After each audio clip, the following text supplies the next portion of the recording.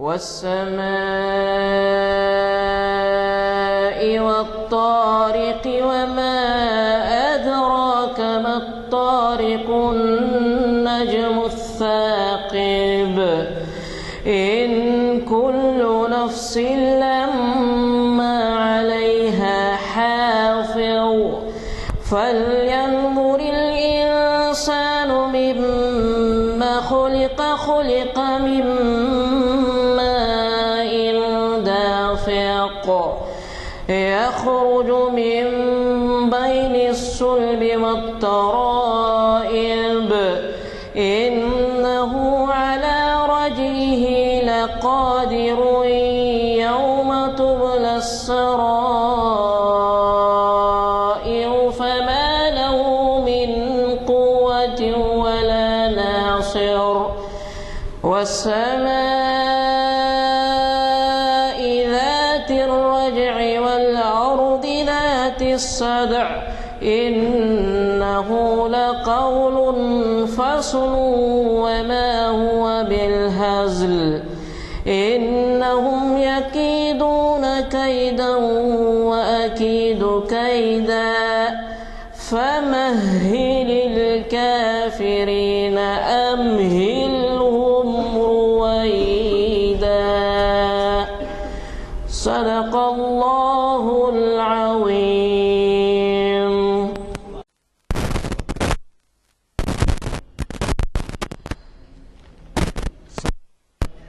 جیسے کہ آپ واقف ہیں، آج ہمارے درمیان جناب اقبال احمد انجینئر صاحب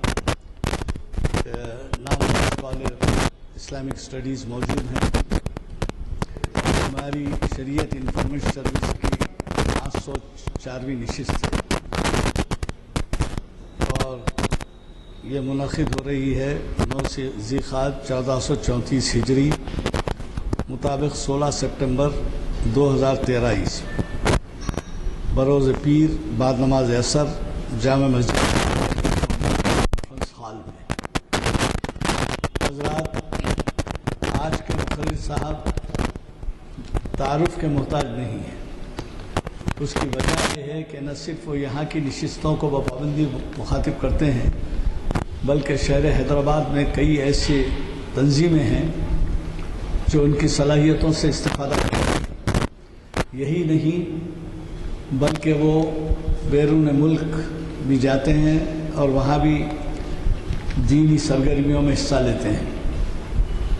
ابھی آپ نے جو خراج سماعت فرمائی یہ ان کے صاحبزادے ہیں جن کی خوش اعلان خراج سے ہم نے استفادہ کیا اور یہ آئے ہوئے ہیں حیدرآباد اور مقیم ہے کینیڈا میں. اور یہی دیکھیے آپ کہ وہاں باہر سے آنے والے مہمانوں کو بھی جو ہے یہاں پر لانے سے نہ صرف ان کو اندازہ ہوتا ہے ہماری ایکٹیویٹیز کا، ہماری مصروفیات کا، بلکہ ہمیں بھی ان سے استفادے کا موقع ملتا ہے. میں آپ سے گزارش کروں گا کہ بیرونی مہمان جب کبھی یہاں آتے ہیں ان کو لیتے آئیں اور نہ صرف یہ بلکہ ان کو ویب سائٹ پر ہمارے پروگرامز سننے کے لیے مشورہ دیں. جیسے کہ آپ واقف ہیں ہفتے میں 3 مرتبہ ہمارے پاس پروگرامز ہوتے ہیں. یہ ایک پروگرام تو ہوتا ہے پیر کے دن جو آج ہو رہا ہے یہاں پر شریعت انفارمیشن سروس کا، اور دوسرا پروگرام ہوتا ہے 4 شنبے کے دن جو اقبال شناسی پہ ہوتا ہے، اور پھر ہفتے کے دن پروگرام ہوتا ہے تاریخ اسلام پر. چندہ مجھے آپ کو بتانے کی ضرورت نہیں ہے لیکن پھر بھی یاد دہی کر دے رہا ہوں کہ زیادہ سے زیادہ نوجوانوں کو ترغیب دے سکیں کہ بھئی جب ایک مہینے میں 12 پروگرام ہوتے ہیں، ہر ہفتہ 3، تو 12 پروگرام میں جتنے پروگرام ہو سکے وہ تو سنیں. یہ نہیں کہ 12 پروگرام نہیں آئیں پورے. جی ہاں آپ اچھا آپ نے یاد دلایا. ہمارا اس میں جو محفل اقبال شناسی کا 727واں لیکچر ہے وہ اسلامک اسٹڈیز کے اسکالر جو آپ واقف ہیں جناب سید امتیاز الدین صاحب سے ان کا بعنوان اقبال کی 3 نظمیں محفل اقبال شناسی کی 727ویں نشست میں لیکچر ہے، لیکن آپ کو معلوم ہے کہ کل نہیں پرسوں یعنی 18 تاریخ کو یہ جلوس کی وجہ سے راستوں میں رکاوٹیں رہیں گی اور بحالت مجبوری اس لیکچر کو ملتوی کیا جاتا ہے اگلے 4 شنبے کے لیے۔ اگلے 4 شنبے کو اسی عنوان سے بعد نماز عصر امتیاز الدین صاحب ہمیں استفادے کا موقع دیں گے، سید امتیاز الدین صاحب۔ تو میں آپ سے گزارش کروں گا کہ ہمارے یہ اگر بلیٹن آپ کے ہاتھ نہیں لگے ہوں تو زیادہ سے زیادہ لے جائیں، کم از کم 2 لے جائیں، تاکہ ہمارے بچوں کو جو اردو سے واقف نہیں ہیں ان کو انگلش آتی ہے تو مسجدوں میں ایک ایسا اگر لگائیں تو وہ پڑھ سکتے ہیں۔ دل کریم ربی شرح لی صدری ویسر لی امری واحلل عقدۃ من لسانی یفقہوا قولی۔ محترم غلام یزدانی صاحب اور حاضرین کرام، شریعت انفارمیشن سروس کی یہ نشست ہے۔ اس اعتبار سے موجودہ حالات میں انسانیت کو موضوع بناتے ہوئے بات کرنے کی میں نے جسارت کی ہے، کیونکہ شریعت انسانوں کے لیے آتی ہے تو انسانیت کا مفہوم موجودہ دور میں کیا لیا جا رہا ہے اور انسانیت ہے کیا چیز، اور انسانیت کا جب لفظ آتا ہے، لفظ اور اصطلاح دونوں چیزیں آتی ہیں تو اس سے مراد کیا چیزیں ہوتی ہیں۔ اس کے لیے میں نے سورہ مائدہ کی 32ویں آیت چنی جو اس طرح ہے: اعوذ باللہ من الشیطان الرجیم بسم اللہ الرحمن الرحیم من اجل ذالک کتبنا علی بنی اسرائیل انہ من قتل نفسا بغیر نفس او فساد فی الارض فکأنما قتل الناس جميعا ومن احیاها فکأنما احیا الناس جميعا وَلَقَدْ جَاءَتْهُمْ رُسُلُنَا بِالْبَيِّنَاتِ ثُمَّ إِنَّ كَثِيرًا مِّنْهُمْ بَعْدَ ذَلِكَ فِي الْأَرْضِ لَمُسْرِفُونَ۔ اس کا مطلب یہ ہے، اسی بنا پر ہم نے بنی اسرائیل کو یہ لکھ کر دے دیا جو کسی کی جان لے بغیر اس کے کہ اس نے کسی کی جان لی ہو یا زمین پر فساد کیا ہو تو گویا اس نے تمام انسانوں کا خون کیا، اور جس نے کسی کی جان بچائی تو گویا اس نے تمام انسانوں کو بچایا۔ ان لوگوں کے پاس ہمارے رسول کی کھلی ہدایت لے کر لے کر آئے، مگر اس کے بعد بھی ان میں بہت ایسے ہیں جو زمین میں حد سے زیادہ تجاوز کر جاتے ہیں۔ اس آیت کو چننے کا مقصد یہ تھا کہ اس میں انسانوں کے متعلق بات ہے۔ انسانیت کے مفہوم میں انسان ایک موضوع ہے، یعنی انسان کی زندگی اور انسان کی جان۔ انسان کی زندگی کی بقا کی گارنٹی ہونا چاہیے، انسان کی جان کا احترام ہونا چاہیے۔ کسی بھی زمانے میں یہ کسی کو حق نہیں پہنچتا کہ انسان کی زندگی سے کھیلے یا اس کی جان کا احترام نہ کرے۔ کوئی بھی دنیا کا قانون جس میں لے لیں آپ، قانون کی بنیاد یہی ہوگی کہ جو آدمی اس قانون کے اندر رہتے ہیں ان کی جان کی حفاظت کیسی کی جائے اور ان کے لیے وسائل زندگی کس طرح مہیا کیے جائے۔ یعنی موضوع انسان ہے، چاہے کسی قانون میں لیا جائے۔ اگر انسان کی جان کا احترام نہ ہو، اس کے خون کا احترام نہ ہو، اس کو جو ہے جا بجا قتل کر دیا جائے، اس کی زندگی اجیرن بنا دی جائے، تو وہ دنیا دنیا نہیں کہلاتی، اس دنیا کو مہذب دنیا کا نام نہیں دیا جاتا۔ تاریخ کے ازل سے تاریخ کو اگر آپ دیکھیں تو آپ ان تاریخ کے ان ادوار کو دیکھیں جن میں ظلم و زیادتی تھی۔ چنگیز خان کا زمانہ لیجئے، ہلاکو خان کا زمانہ لیجئے، ہٹلر کا زمانہ لیجئے، روم کی بادشاہت کا زمانہ لیجئے، یا ویسٹ انڈینز کا زمانہ لیجئے۔ یہ سارے زمانوں میں آپ دیکھیں گے کہ ایک سسٹم دوسرے سسٹم کو دبا رہا ہے، ایک انسان دوسرے انسان کو دبا رہا ہے۔ تو ایسے وقت میں جو جن کی جانیں محترم نہیں تھیں ان کی جانوں کا اتلاف ہو رہا، جانیں ہلاکت میں آ رہی ہیں، وہاں سے انقلابات پیدا ہوئے۔ انقلابات کیوں پیدا ہوئے؟ وہ اس لیے پیدا ہوئے کہ امن باقی رہے۔ جب تک امن باقی نہیں رہے گا، انسان کا انسان سے رشتہ باقی نہیں رہے گا۔ انسان سے رشتوں کی بنیاد امن کا قیام ہے۔ ایک رشتہ جب دوسرے رشتے سے جڑتا ہے تو اسی وقت ممکن ہے جب دو جانوں کے احترام مقصود ہو۔ کسی ملک میں تجارت اسی وقت ممکن ہے جبکہ ملک میں امن ہو۔ کسی ملک میں کاروبار اسی وقت ممکن ہے جبکہ اس ملک میں امن ہو یا پیس ہو۔ کسی خاندان کے رشتے اسی وقت محترم ہے جبکہ خاندان میں لڑائی جھگڑا نہ ہو۔ تو یعنی زندگی گزارنے کے موقع ملے، اور زندگی گزارنے کے ساتھ ساتھ اس کی جو زندگی ہے، جو اللہ نے جو عطا کی ہے زندگی کی مہلت، وہ مہلت کے مکمل کرنے کے لیے موقع اسے ملے۔ یہ مفہوم انسانیت کا ہے۔ اسی لیے یہ تاریخ کے ادوار میں جب جب انبیاء آئے اسی وقت آئے جب کہ فساد پھیلا۔ فساد کے پھیلنے سے مراد یہ ہے کہ زمین پر امن قائم نہیں رہا۔ جو طاقتور تھے کمزور حاکم بنے، اور جو کمزور تھے مغلوب ہوئے۔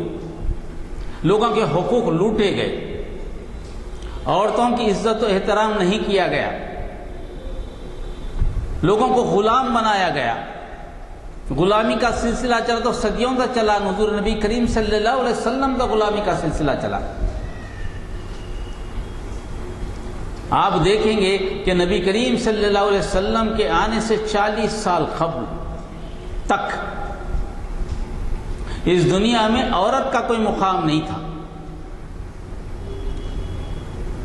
یعنی عورت جس سے جو ہے انسانی نسل کی افزائش ہوتی ہے، عورت نہ ہو تو انسانی نسل نہیں چل سکتی۔ اکیلے مرد سے انسانی نسل نہیں چل سکتی، عورت کا ہونا ضروری۔ مرد جس سے انسانی نسل چلتی ہے اس کے تعلق سے یہ سوچا جا رہا تھا کہ انسان، اس میں انسان کی روح ہے یا جانور کی روح ہے، یا اس میں روح ہی نہیں ہے۔ یہ فساد کی کیفیت، اس فساد کی کیفیت سے جب گزر رہا تھا ماحول، تو لازمی بات ہے کہ ایک فریق دب رہا تھا، ایک فریق چھا جا رہا تھا۔ انسانیت کا وہ دور، رومی ریاستوں میں دیکھیں، سوائے روم کے کسی دوسری شہری کو حق حاصل نہیں تھا۔ غیر رومی کو حق حاصل نہیں، شہری نہیں کہلایا جاتا، اس کے لیے قانون نہیں تھا، روم کا قانون اس کے لیے نہیں تھا، اس کی زندگی کی کوئی قدر و قیمت نہیں تھی۔ عام ماحول تو یہ تھا اس وقت کا کہ دو انسانوں کو، دو قیدیوں کو لڑایا جاتا اور اعلان کر دیا جاتا جو زندہ بچے گا اس کو ہم رہا کر دیں گے، اور یہ کھیل سارے عوام کو جمع کر کے میدان میں ہوتا۔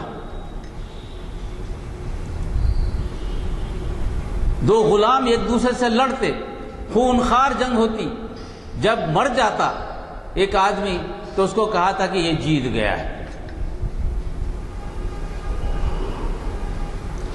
اس وقت انسانیت کی پہچان یہی تھی، یہ رومی ہو تو انسان، غیر رومی ہو تو انسان نہیں۔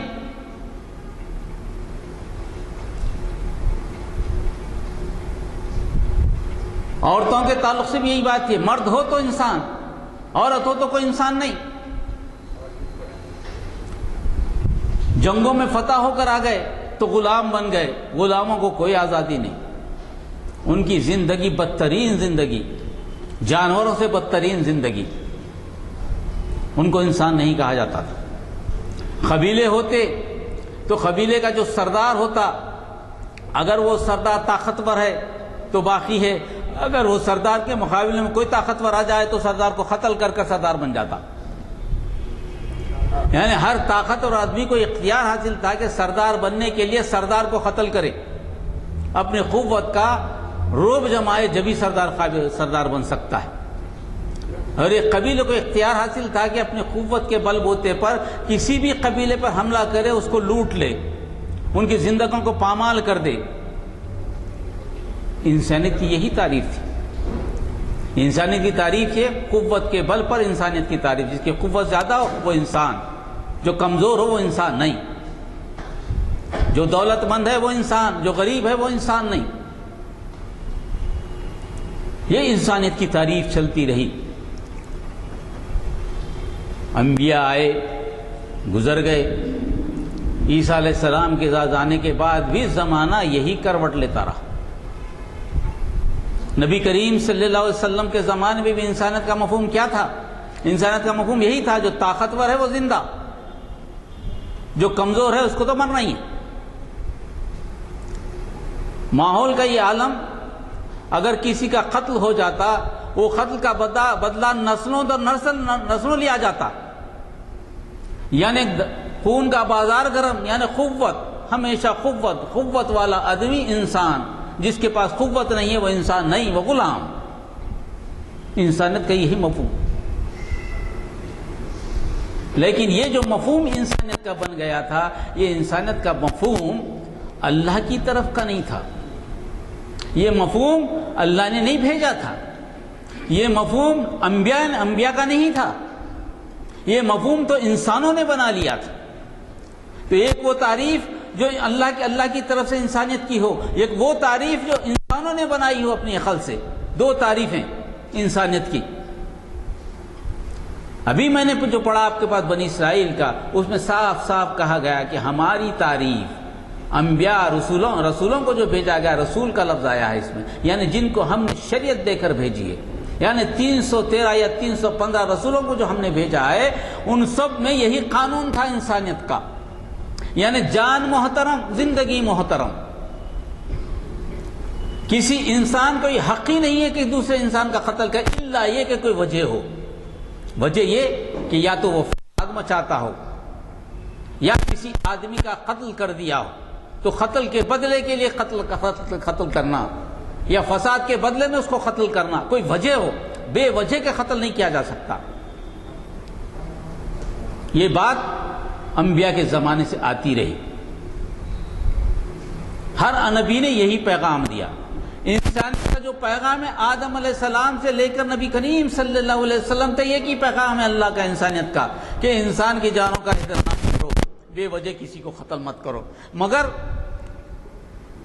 لوگوں نے جو انسانیت کا مفہوم بنا لیا وہ بالکل الگ تھا۔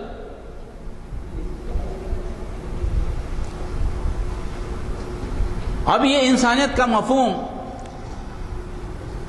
تبدیل ہوا ماڈرن سویلائزیشن میں۔ اب بات یہ ہوئی اقوام متحدہ کے بعد کہ حقوق انسانی کا ہر وہ اس ملک کو کرنا ہے جو اقوام متحدہ کا ممبر۔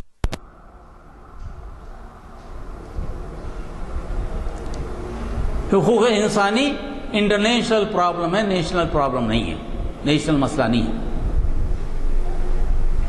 موجودہ زمانے میں یہی مفہوم، حقوق انسانی ہیومن رائٹس کمیشن بنے، ہیومن رائٹس کی تعریف کی گئی، فریڈم آف اسپیچ ہے، فریڈم آف چوائس ہے، آزادی خیال ہے، آزادی انتخاب ہے، آزادی مذہب ہے قبول کرنے کی، یعنی انسان کو ایک انفرادی طور پر مکمل آزادی اپنی زندگی گزارنے کی، اس کی زندگی میں کوئی رکاوٹ نہیں آ سکتی۔ یہ جو ہے لکھا گیا موجودہ انسانیت کی تعریف ہے، اور بڑی اچھی تعریف ہے۔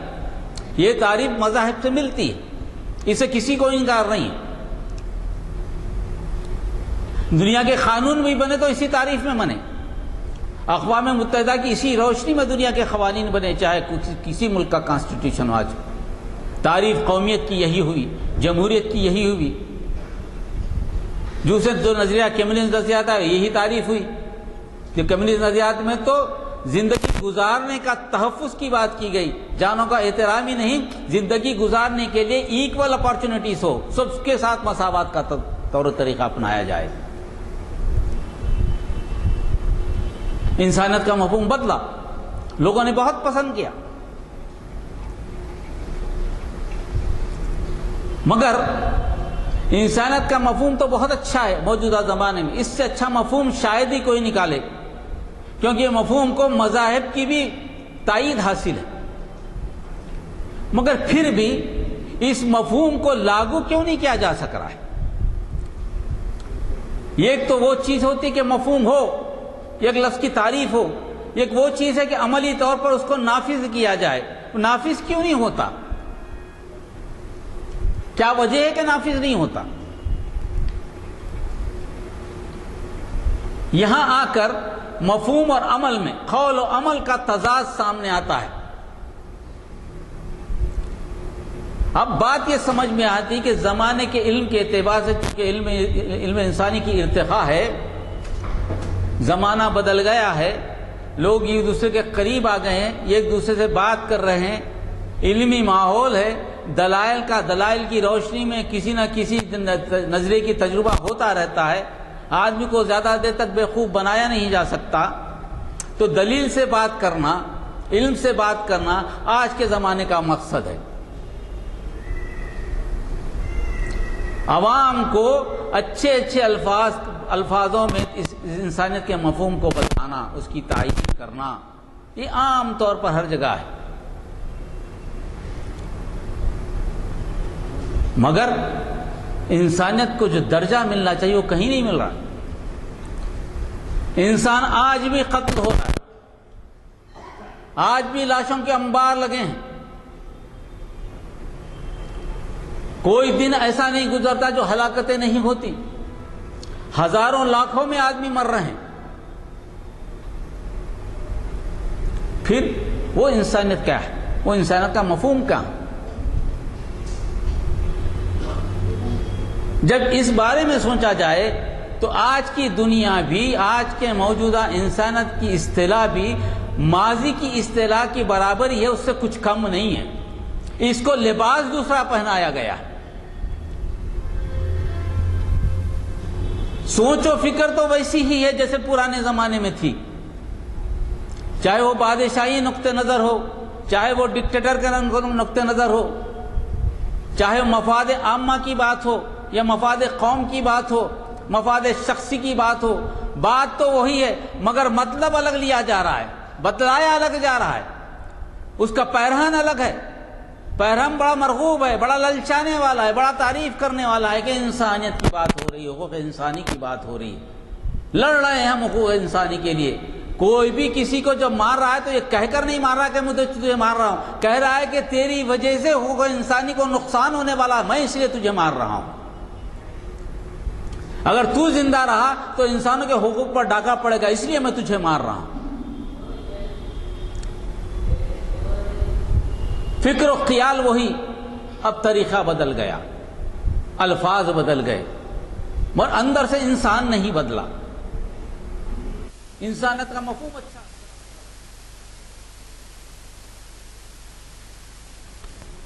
اس میں اگر صاحب اس زمانے میں یونائٹڈ نیشن کا تذکرہ لیں یا اس زمانے کے ماحول کو ذرا سا دیکھیں، آپ کو پتہ چلے گا انسانیت کے زندہ رکھنے کے لیے ہونا تو یہ چاہیے تھا کہ انسانیت کی فلاح و بہبودی کے لیے کام ہوتا۔ ابھی بھی غربت ہر جگہ چھائی ہوئی ہے، 75% انسان اب بھی دنیا میں ایسا ہیں جو سطح غربت سے نیچے ہیں، ان کو پانی بھی پینے کو نہیں ملتا،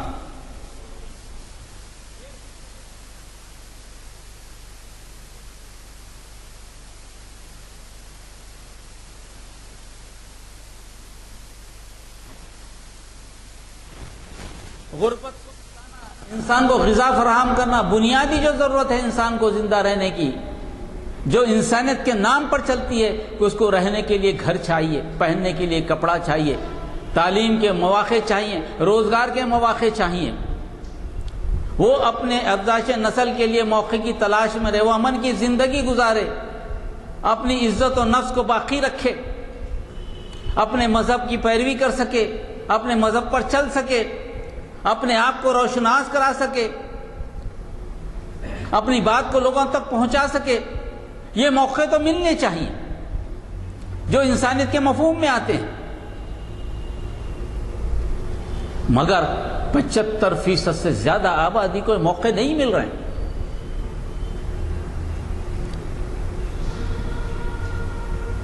تو پھر پیسہ کہاں جا رہا؟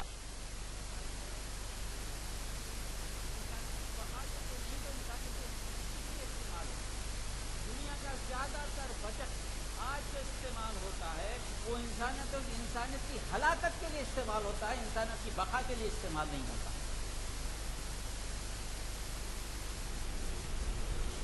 سب سے بڑی تجارت آج ہتھیاروں کی تجارت ہے، غذا کی تجارت نہیں ہے، کپڑوں کی تجارت نہیں ہے، ایک دوسرے کی بقا کی تجارت نہیں ہے۔ جتنے سائنٹیفک انوینشن ہیں وہ اسی بات پر وحید کرتے ہیں کہ بھئی کس طرح سے تباہی لائی جا سکتی ہے اور کتنی جلدی لائی جا سکتی ہے، کتنے کم قیمت پر زیادہ سے زیادہ لوگوں کو ہلاک کیا جا سکتا ہے۔ انسانیت کا مفہوم تو وہی ہے کہ انسانیت کی بقا کے لیے کام کیا جائے، انسانی جان کے تحفظ کے لیے کام کیا جائے، انسان کی زندگی کے وسائل کے لیے کہا جائے۔ انسانیت کا مفہوم تو وہ ہے، مگر عمل کیا ہو رہا ہے؟ وہ اس کے لیے کچھ فیصد کام نہیں، بالکل نیگلیجبل کام ہے۔ ہتھیاروں کی تیاری کے مقابلے، ہتھیاروں کی تجارت کے مقابلے میں اگر غذا کی تجارت یعنی پروڈکشن پیداوار کی تجارت کو آپ فیصد نکالیں تو یہ تو بہت پیچھے چھوڑ جائے گا۔ غیر معمولی بجٹ ہر ملک کا جو خرچ ہوتا ہے وہ دفاع کے لیے ہوتا ہے، قانون کی حفاظت کے لیے ہوتا ہے، جرم کے روک تھام کے لیے ہوتا ہے۔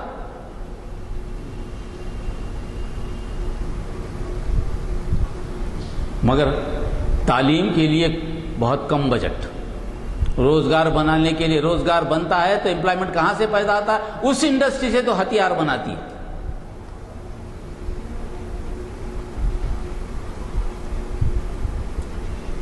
اس پر اگر آپ غور کریں تو پتہ چلے گا کہ انسانیت کا موجودہ مفہوم جو بڑے اچھے الفاظوں میں بیان کیا گیا ہے، اس کے پیچھے جو تحریک ہے وہ تحریک ابھی بھی ماضی کی خبیث تحریکی ہے کہ ہمارے مفادات کیسے قائم ہوں۔ 194 ملک ہیں، 184 تو باضابطہ سگنیچر کیے ہوئے۔ ان ممالک میں ڈیولپ کنٹریز الگ ہیں، ڈیولپنگ کنٹریز الگ ہیں، انڈر ڈیولپ کنٹریز الگ ہیں۔ درجہ بندی اجارہ داری کس کی ہے؟ ڈیولپ کنٹریز کی۔ وہ ڈیولپ کنٹریز کیا کرتے ہیں؟ وہ تجارت کرتے ہیں ہتھیاروں کے انڈر ڈیولپنگ کنٹریز سے، اور وسائل و ذرائع کہاں سے لے جاتے ہیں؟ ڈیولپنگ کنٹریز سے لے جاتے ہیں۔ جتنے وسائل ہیں ڈیولپنگ کنٹریز سے لے جاتے ہیں یا انڈر ڈیولپ کنٹری سے لے جاتے ہیں، اور ڈیولپ کنٹری ان وسائل سے ہتھیار بنا کر ان کے درمیان جھگڑے کرا کر ایک دوسرے کو لڑا کر وہاں نام دیتے ہیں کہ جو آدمی اپنے مقصد سے لڑے وہ دہشت گرد، جو ان کے مفادات کے خلاف ہو جائے وہ دہشت گرد۔ اب معاملہ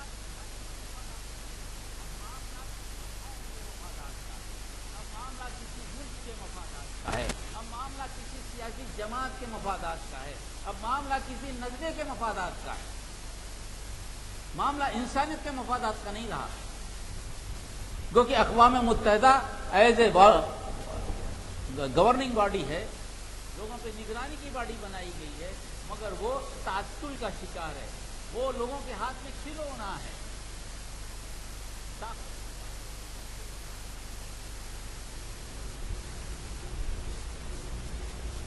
تو انسانیت کا جو مفہوم آج ہے وہ مفہوم تو بتایا تو اچھا گیا ہے، مگر اس کے دل میں جو بات ہے وہ بات آج بھی وہی خبی ماضی کی حرکات لیے ہوئے، ماضی کے طریقہ کار لیے ہوئے طریقوں کو بدلا دیا گیا ہے۔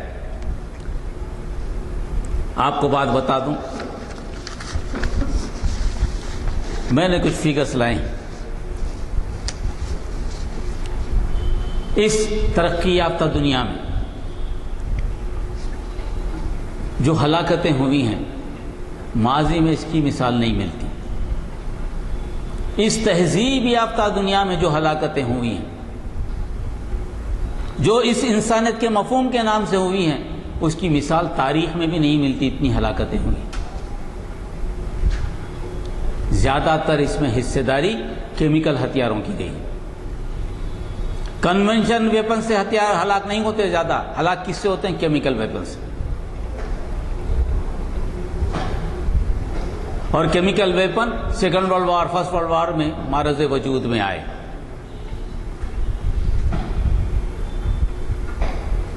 جب جرمن کو شکست ہوئی، جرمن نے کلورین گیس استعمال کی تھی،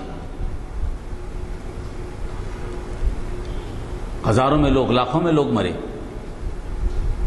جرمن میں شکست ہوئی تو جرمن کے کیمیکل ہتھیاروں کو لے کر، حالانکہ ہونا یہ چاہیے تھا کہ تہذیب یافتہ دنیا اس کارخانوں کو تباہ و برباد کر دیتی، اس نے ایسا نہیں کیا۔ اس نے ان ہتھیاروں پر ریسرچ کیا۔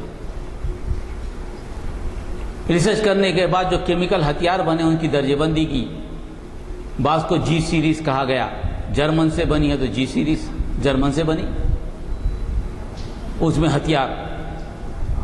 وی جی سیریز اس کے ہتھیار۔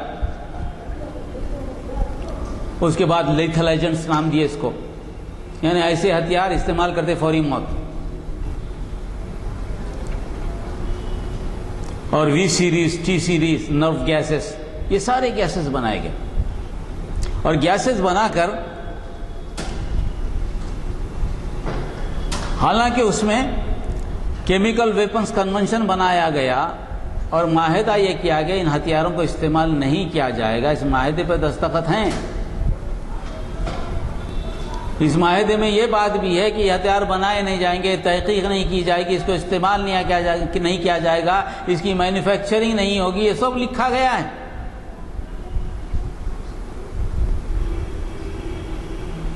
اور اس کے بعد بھی، تلف کرنے کے وعدے کے بعد بھی آج ہتھیار موجود ہے۔ آپ کو تعجب ہوتا ہوگا، کچھ فگرز ہیں۔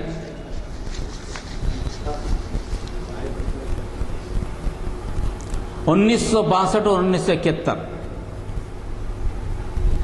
ویتنام جنگ،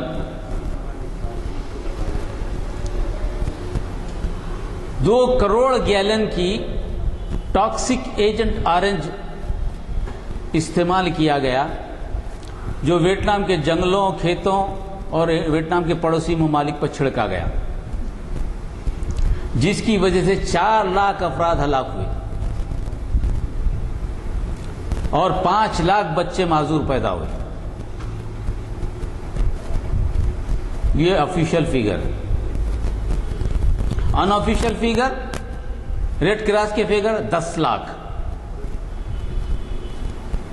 کون استعمال کیا؟ یہ امریکہ نے استعمال کیا۔ کنونشن ویپن سے نہیں مارے لوگ، کیمیکل ویپن سے۔ 1988 میں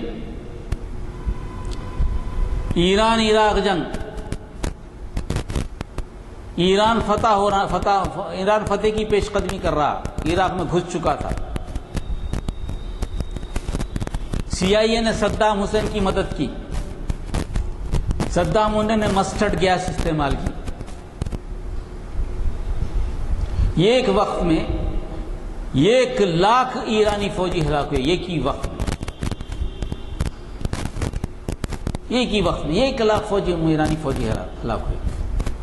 آیت اللہ خمینی نے اس وقت کہا تھا کہ میری زندگی کا بڑا تکلیف دہ فیصلہ کر رہا ہوں، جنگ بندی کا اعلان کر رہا ہوں۔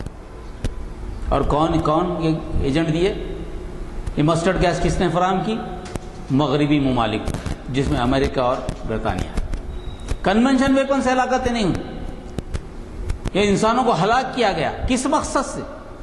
اس میں کیا مقصد پوشیدہ ہے؟ مقصد انسانیت کی فلاح و بہبودی کا نہیں ہے.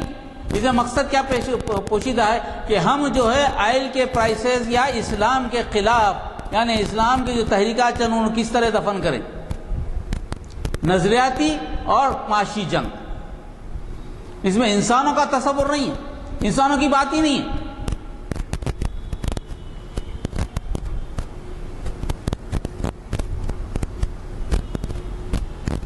پھر امریکہ نے 1993 میں واقعوں کے مقام پر آنسو گیس استعمال کی تھی. آنسو گیس میں کیمیکل ایجنٹ تھا جس میں فوری 49 مرد اور 27 بچے جل گئے، زندہ جلا دیے. جیسی ایکسپوز ہوئی ہوا کو گیس، آگ لگ گئی. یہ کون کر رہا ہے؟ دنیا کا سب سے بڑا جمہوری ملک جو کہتا ہے کہ ہماری ڈیموکریسی دوسروں پر نافذ ہونی چاہیے، ہمارا نظام حیاتی چلنا چاہیے، ہم باضابطہ ترقی یافتہ ملک ہیں، ہم انسانیت کے دعوے دار ہیں، ہم انسانی حقوق کے پاسبان ہیں، ہم اس کاروان کے امیر ہیں. ہماری نظر میں انسانوں کی جانوں کی قیمت ہے. جو آج بل بلا رہا ہے شام کے 1000 بچوں کو 1000 بچے مر گئے تو میں حملہ کرنے کو تیار ہوں. 1000 بچوں کے مرنے پہ اس کی آنکھوں میں آنسو ہے. وہ کہہ رہا ہے کہ مجھے انسانی ہمدردی ہے، میں اس میں کو مارنا چاہتا ہوں. ہمیں بھی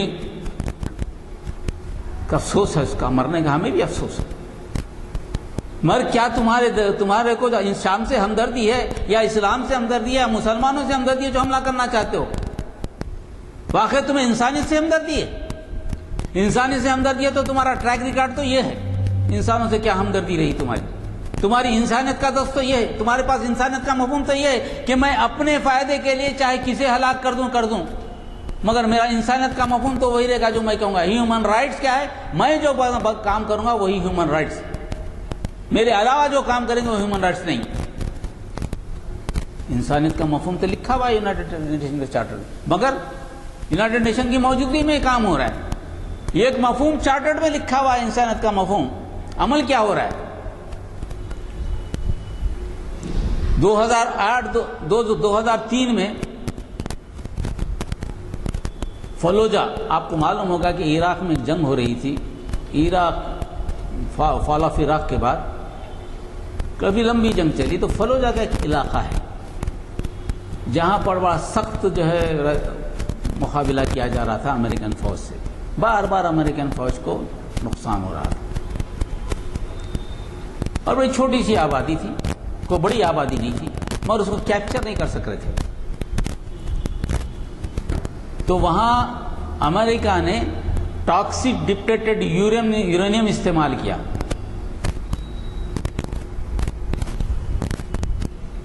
جس کی وجہ سے ہو کیا گیا؟ ہڈیاں نکل گئیں لوگوں کی.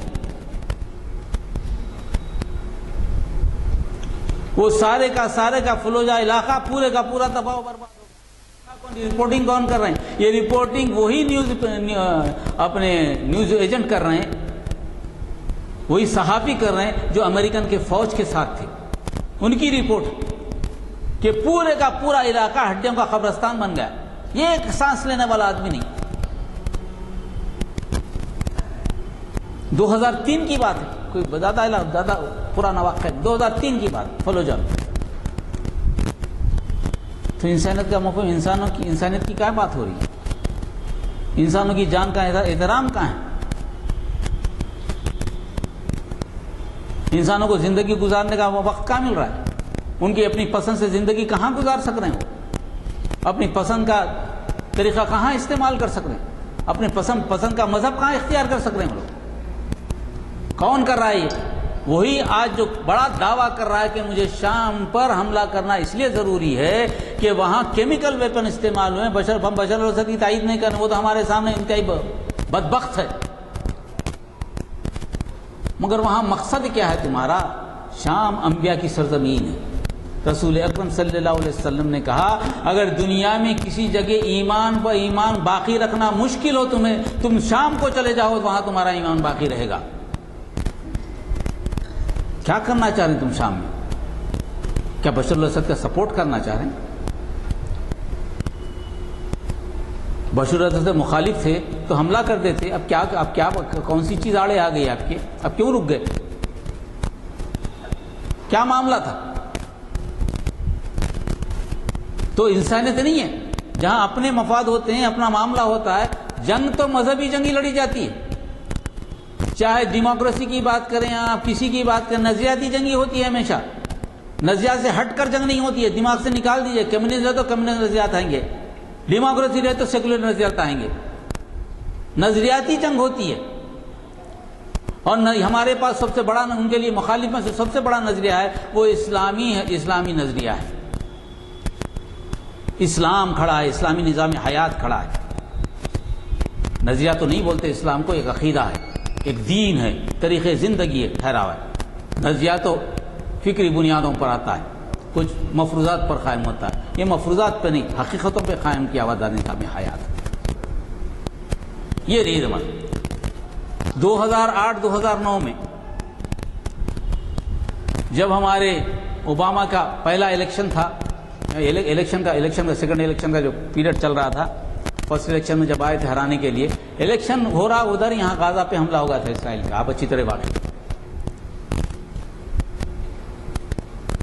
اور اس غازہ میں جو گیس استعمال ہوئی تھی وہ ہوئی تھی سفید گندک، وائٹ سلفر.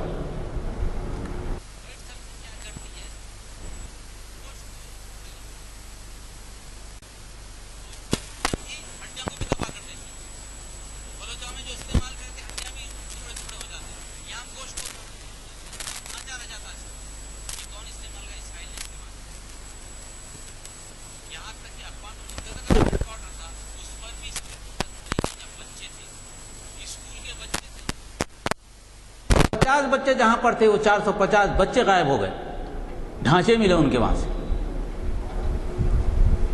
یہ کون کیا؟ اسرائیل. اسرائیل کس کا؟ نوزائید کس کا بچہ ہے؟ یہ استعمال کون کر رہا ہے؟ 2011 میں امریکی پولیس نے احتجاجوں پر آنسو گیس چھوڑی تھی، اس میں بھی کیمیکل ہتھیار تھے اپنے لوگوں کے لیے بھی. اور دوسری جنگ عظیم میں امریکہ نے نپالم بم استعمال کیے، جو کہ اقوام متحدہ کے تحت استعمال کرنے کی منظوری نہیں ہے. اس میں کتنے لوگ مرے؟ 1 لاکھ جاپانی خلاف.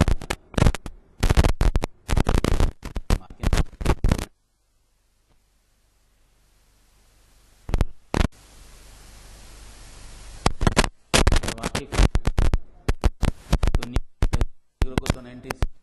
97 میں ملے، کیا بولنا چاہیے، ووٹ دینے کا حق ملا. اس سے پہلے تو کالوں کو حق بھی نہیں تھا. میلکم ایکس وغیرہ یہ لوگوں نے اس کو اجازت دی. تو کالوں سے نفرت کا یہ عالم تھا. 1950 میں سینٹ لوئی کی جگہ پر نیگرو کی بستی پر کیڈمیم سلفر کا تجربہ امریکہ نے کیا، اپنے ہی لوگوں پر، اپنے ہی شہریوں پر. کاسٹزم، کالے گورے کی جو جنگ ہوتی ہے، وہ کالوں سے نفرت، گوروں کیڈمیم سلفر کا حملہ کیا. اس گیس میں ریڈیو ایکٹیویٹی تھی، اس کی وجہ سے جو اثرات ہوئے وہ لوگوں کو انہیل کرنے سے ان کو جو ہے کینسر ہوا. کینسر سے موتیں واقع ہو گئی. تجربہ کیا، اور یہ کہہ کر تجربہ کیا. یہ تجربہ اس لیے کر رہا ہوں کہ اگر رشیا حملہ کرے تو ہم کیسے بچیں.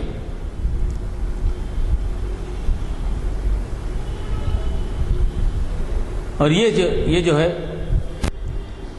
یہ ساری چیزیں جو ہے نا امریکہ اور یہ کرتے آئے ہیں.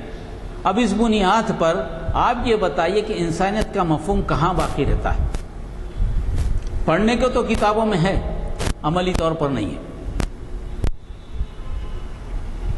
پھر اس کا سلوشن کیا ہے؟ اس کا سلوشن کیا ہے؟ ہمارے پاس کوئی سلوشن ہے تو سلوشن سامنے آنا چاہیے. اگر آپ کے پاس، ہمارے پاس ہے.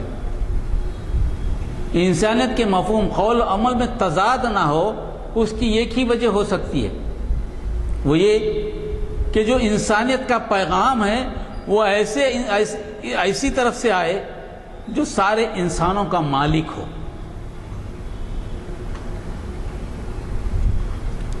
سارے انسانوں کا خالق ہو۔ انسانیت کا پیغام دینا، انسانیت کے مفہوم، انسانیت کے معنی بتانے کا حق تو صرف اسی کو ہے جو سارے انسانیت کا مالک ہو، سارے خالق کا مالک ہو، ساری خلقت کا مالک ہو، ساری مخلوق کا مالک ہو۔ 3 کرائٹیریا ہیں اس میں۔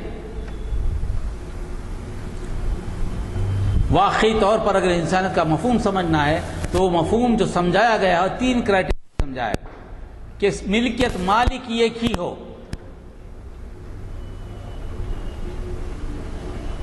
اگر میں یہ سمجھوں کہ میں امریکن اقتدار کا مالک ہوں، میں امریکہ کا صدر ہوں، تو میں امریکہ کی حفاظت کروں گا۔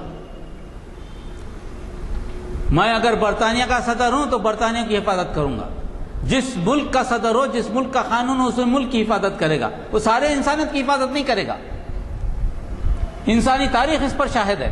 جس قبیلے کا سردار ہے اسی قبیلے کی حفاظت کرتا ہے۔ انبیاء کا یہ درس نہیں تھا، قرآن کا بھی یہ درس نہیں ہے۔ انسانیت کا صحیح مفہوم ہے تو آج کا جو انسانیت کا مفہوم جو ایکسیپٹ کیا گیا ہے اس پر عمل کرنا ہے۔ اس مفہوم کی ہم تائید کرتے ہیں جو یونائٹڈ نیشن میں ہے، مگر اس پر عمل کرنا ہے۔ یہ عمل آج کے دستوروں کے اعتبار سے نہیں ہو سکتا۔ آج جو دنیا عمل کرنا چاہ رہی اس سے نہیں ہو سکتا۔ وہ ہو سکتا ہے اس سے جو سب کا مالک ہو، جو سارے انسان جس کی آنکھوں میں برابر کا درجہ رکھتے ہوں۔ امریکہ کا بھی وہی مالک ہو، برطانیہ کا بھی وہی مالک ہو، فرانس کا بھی وہی مالک ہو۔ ایسے افریقہ کے جنگلوں میں جو آویشی رہتے ہیں جن کو ہم نہیں جانتے، اس کا بھی مالک وہی ہو، مکمل مالک وہی ہو، اور اس کی ملکیت میں کوئی شریک نہ ہو۔ ایسا نہ ہو کہ وہ مالک ہے 100% کا مالک نہیں، 80% کا مالک ہے، 20% کا کوئی دوسرا مالک، ایسا نہیں۔ 100% مالک وہی ہے۔ اس کو کسی مددگار کی ضرورت نہیں ہے کہ وہ جو ہے بے نیاز ہے، کسی کی مدد کے بغیر بھی کام کر سکتا ہے۔ ایسا ہی جس سے ہر ایک کو محبت ہے، وہی انسانیت کے مفہوم کو، اس مفہوم کو لاگو کر سکتا ہے، اس کو سمجھا سکتا ہے۔ پہلا کرائٹیریا۔ دوسرا کرائٹیریا یہ کہ جو انسانوں کو مار بھی سکتا ہے، زندہ بھی کر سکتا ہے، یعنی قیامت کو قائم بھی کر سکتا ہے، جو شفاعت بھی کر سکتا ہے، گناہوں کو بخش بھی سکتا ہے،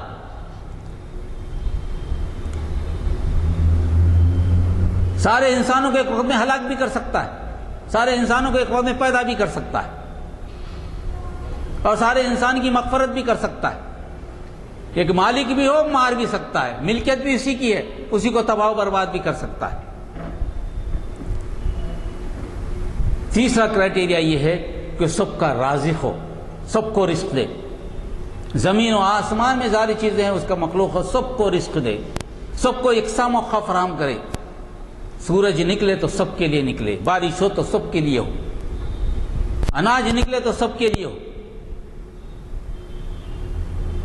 مٹی سے کوئی غذا نکلے تو کسی مخصوص لوگوں کے لیے نہ نکلے، سب کے لیے نکلے، سانس سب کے لیے ہو۔ ایسا ہی آدمی، ایسی شخصیت انسانیت کے مفہوم کو نافذ کر سکتی ہے اور کوئی دوسری شخصیت نہیں کر سکتی۔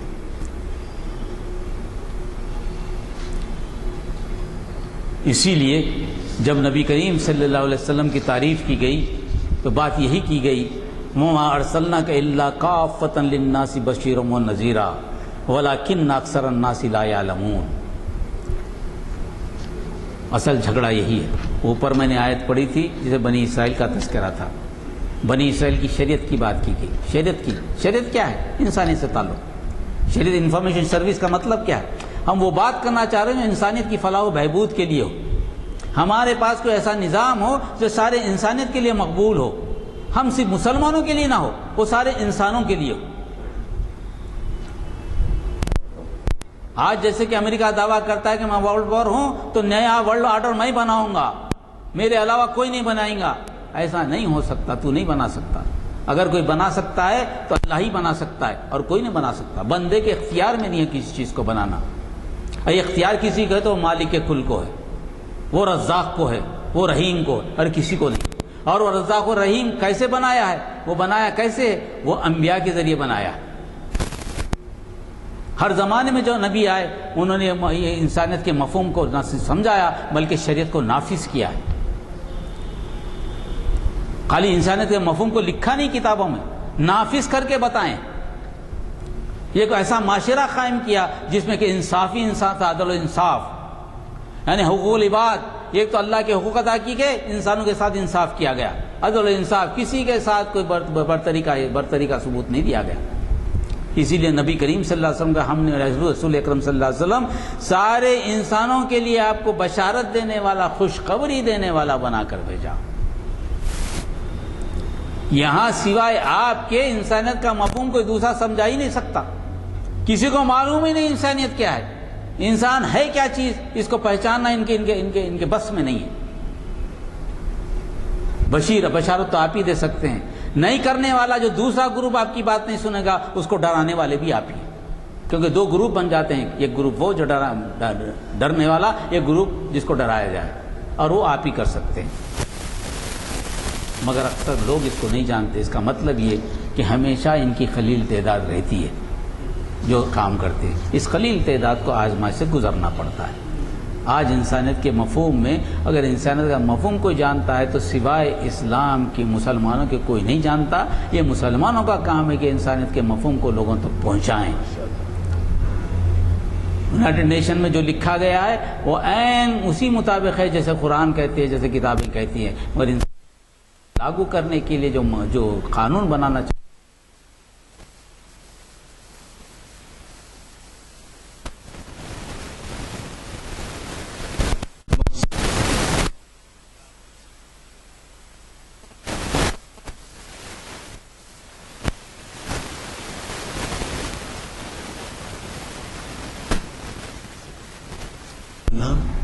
مگر اس میں پڑتی ہے محنت زیادہ۔ تو اندازہ لگائیے کہ اب انسانیت کے لیے کیسے کیسے تصورات ہیں۔ ہمارے خطیب صاحب نے جو مثالیں پیش کی غیر انسانی حرکتوں کی، اس کے باوجود اسلام کا جو بول بالا ہو رہا ہے اس کی وجہ یہ ہے کہ اسی میں اب چونکہ ہو رہی ہے، صرف اس گزارش کے ساتھ